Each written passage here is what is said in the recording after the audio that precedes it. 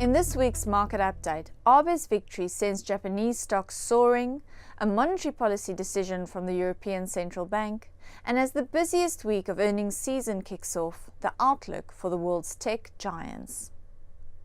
Japan's Prime Minister Shinzo Abe won a resounding victory in this weekend's general election, putting him on track to be the country's longest post-war leader. The victory will enable him to change the country's pacifist constitution, as well as reviewing the third era of Abenomics. The prospect of more stimulus sent Japan's currency down by as much as 0.5% against the dollar, while Japan's flagship stock index, the Nikkei, hit its highest point since 1996 on Monday. This has symbolic significance given that Japanese equities have long been an unloved asset class. The Japanese economy has expanded now for 6 consecutive quarters, marking the longest growth run in more than a decade, with the labour market improving and company profits at an all-time high.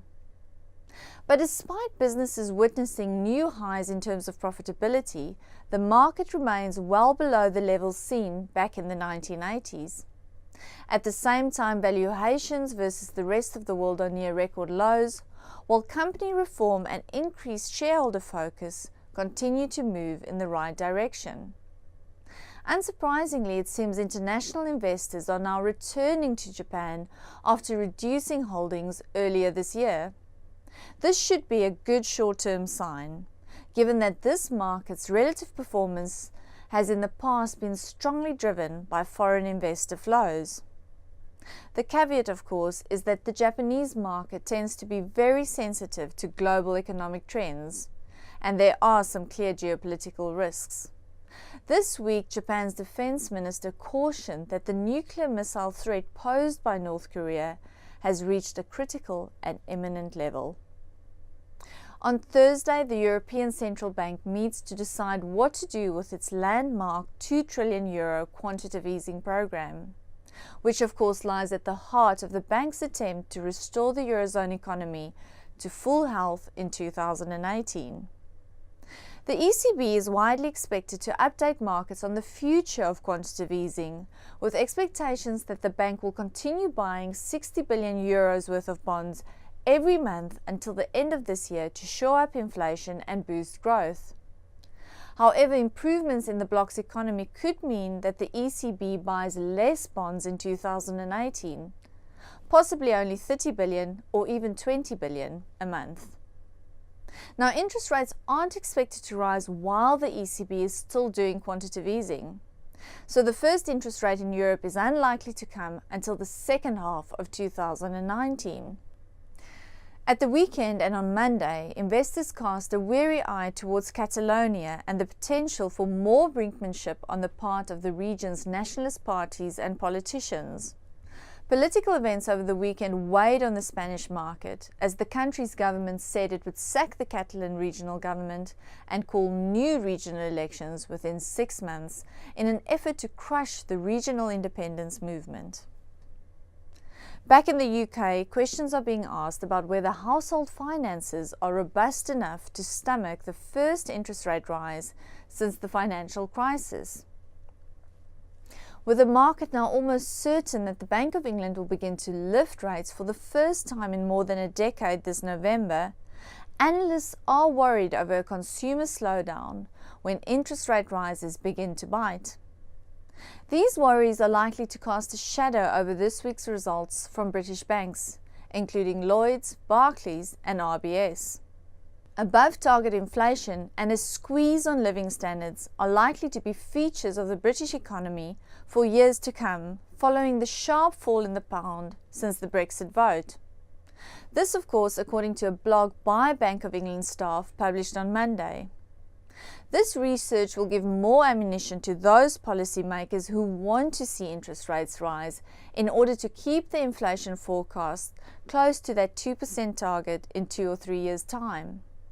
The Monetary Policy Committee meets next week and will announce whether to raise rates by a 0.25 point to 0.5%.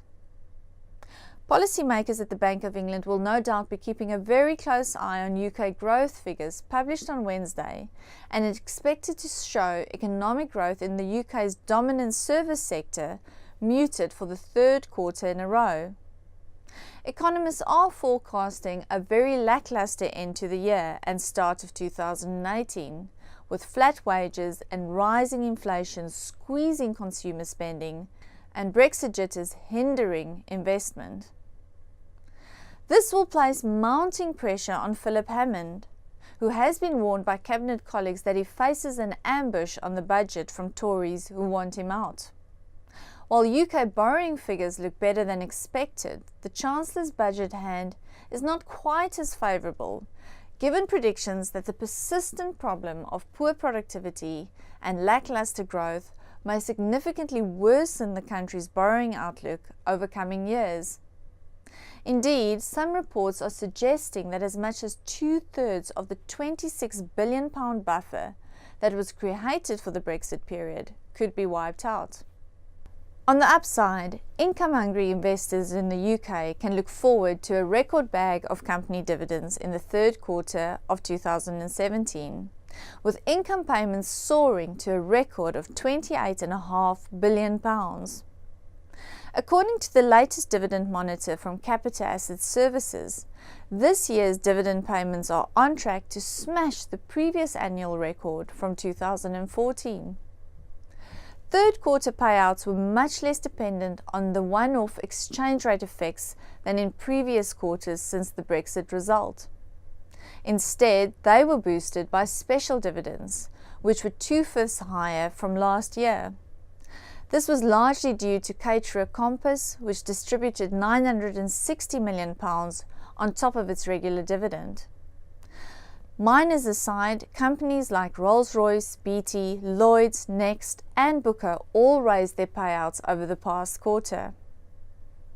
Now on the other side of the pond, earnings season gets into full swing with nearly 190 companies listed on the S&P 500 expected to report results.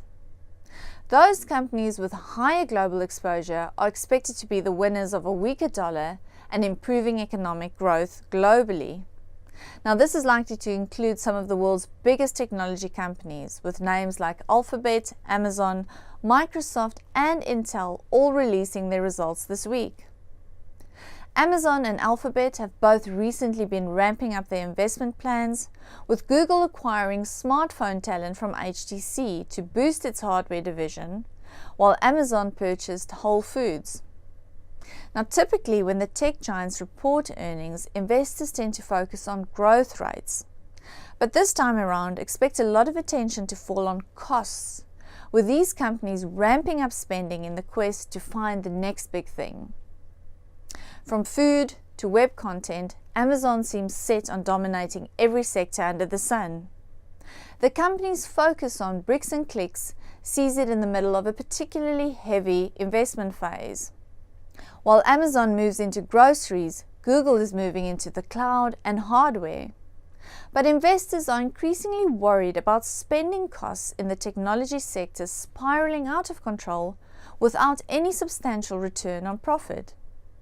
This matters because the tech sector has been a major driver of the overall market, particularly in the US over the last few months. There's also the ongoing worry about a narrowing in market leadership, which is often the prelude to a market cycle peak. Now the good news is that growth at both Amazon and Google seems to be re-accelerating, with Google's parent company Alphabet approaching $100 billion in revenues this year.